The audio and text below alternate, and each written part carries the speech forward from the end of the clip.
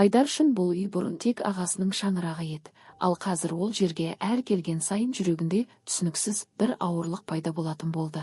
Алғашында бұл сезімді шаршаумен байланыстырды. Күнделікті жұмыстар, жауапкершілік, ағасының жоқтығы бәрі әсер етіп жатыр деп ойлады.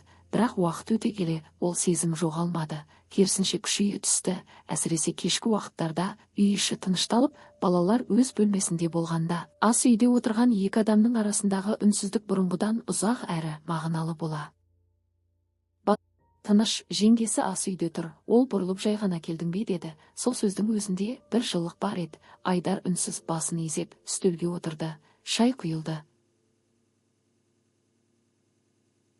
Делбай келмейтіндей, ақыры жеңгесі тыныштықты бұзды. Сен өзгеріп кеттің соңғы кезде еді. Айдар бір сәтке тоқтап қалды. Ол бұл сөзді күтпеген жоқ, бірақ дайында емес еді. Шаршаған шығармын, деді қысқа ғана. Жеңгесі оған ұзақ қарады. Ол көзқараста сенбеу де, түсіну де бар еді. Жоқ, тек шаршау емес деді ол баяу. Осы сөзден кейін Айдардың ішінде бір нәрсе қозғалды. Ол бұдан қашып құтыла алмайтынын түсінді, бірақ қалай айту керегін білмеді. Үнсіздік тағы орнады. Бірақ бұл жолы ауыр болды. Біз бұлай отыра алмаймыз деді жеңгесі ақырын.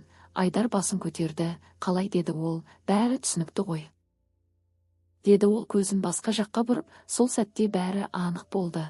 Айтылмаған сөздер айтылғандай болды.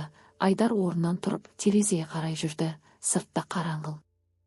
Күндер өте берді. Сырттай қарағанда бәрі қалыпты сияқты, бірақ олардың ішкі әлемі тыныш емес еді. Әр кездесуде бұрынғыдай еркіндік жоқ. Әр сөздің артында салмақ бар. Әр үнсіздік бұрынғыдан ауыр. Айдар бұл жолдың оңай емес екенін күн өткен сайын анық түсіне бастады. Ал жеңгесі үшін бұл одан да қиын еді. Өйткені ол тек өз сезіммен емес, балаларының, қоғамның, ағасының алдында жауапкершілікпен өмір сүріп жатқанын ұмытқан жоқ. Бір күні кешке тағы да екеуі жалғыз қалды. Бірақ бұл жолы бұрынғыдай жылылық емес, керісінше бір салқындық сезілді. Ұзақ үнсіздіктен кейін жеңгесі бірінші болып сөйледі. Біз тоқтауымыз керек деді. Ол анық әрі сабырлы дауыспен. Айдар бірден жауап бермеді. Өйткені ол бұл сөзді күтсе де қабылдауға дайын емес еді. Неге дәл қазір деді ол ақырын. Жеңгесі оған қарады. Көзінде шаршау бар еді. Өйткені біз тым алысқа кетіп бара жатырмыз, деді ол. Сол сәтте Айдар алғаш рет бұл жағдайды сырттан қарағандай болды. Ол өз әрекетінің тек сезім емес, үлкен салдары бар екенін түсінді. Балалар, ағасы, отбасы ішінде тұрын сезді. Өзімізді алдап жүрміз деді жеңгесі тағы да. Бұл махаббат емес, бұл біздің әлсіздігіміз, деген сөздер Айдарға ауыр тиді, бірақ ол қарсы шыға алмады. Өйткені шындық сол еді. Ұзақ уақыт үнсіздік болды. Бұл үнсіздік шешімге толы еді. Баяу орнынан тұрды. Терезеге бара ішіндегідей, мен сені жоғалтқым келмейді деді ол ақырын. Жеңгесі жымиғандай болды, бірақ көзінде жас тұрды. Сен мені жоғалтпайсың,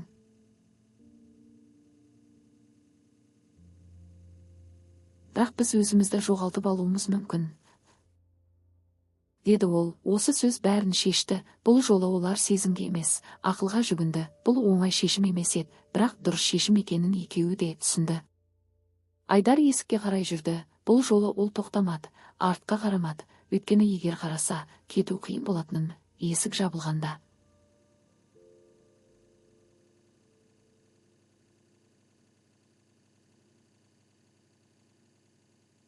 кезде ғана арақашықтық сақталды. Уақыт өте келе сезім бәсеңдей бастады. Оның орнын түсіністік басты. Ал жеңгесі де өз өміріне қайта оралды. Балалармен, өз жауапкершілігімен. Bir күні олар тағы кездесті. Бірақ бұл жолы бәрі басқаша болды. Көзқарастарда бұрынғыдай от жоқ, тек құрмет бар, түсіністік бар. Бәрі дұрыс болды деді жеңгесі жай ғана. Айдар басын изеді. Ол да солай ойлады. Бұл оқиға олардың өмірінде із қалдырды. Бірақ ол іс қателік емес, сабақ болды. Кейде адам қалағанын емес, дұрыс нәрсені таңдауы керек екенін екеуі де түсінді. Және дәл сол таңдау оларды сақтап қалды. Өйткені кейбір сезімдерге ерік беру емес, олардан бас тарту нағыз күш.